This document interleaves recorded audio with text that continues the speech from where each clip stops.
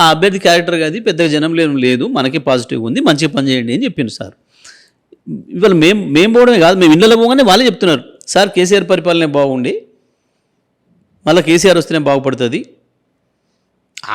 జనం ఎందుకు, తెలంగాణ పౌరుడిగా నీ అభిప్రాయం ఏముంది, ఆ కెమెరామెన్ అభిప్రాయం ఏముంది, ప్రతి ఒక్కరి అభిప్రాయం అదే ఉంది కదా.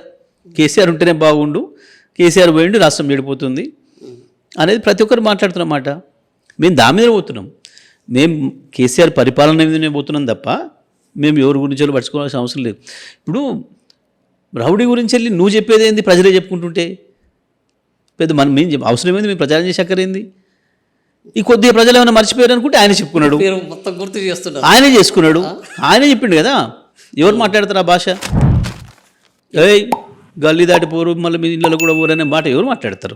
దాన్ని ఎవరు భాష అంటారు? నెల రోజులైంది ఎన్నికల ప్రచారం మొదలై, కానీ ఆయన నిన్న ఒక్కటే రోజు మాట్లాడారు, నెల రోజుల నుంచి మాట్లాడట్లేదు. నెల రోజుల నుంచి బీఆర్ఎస్ ఒక్కరోజు మాట్లాడినా 100 సార్లు మాట్లాడినా నీ నేచర్ ఏందో ఒకసారి బయటపడుతుంది.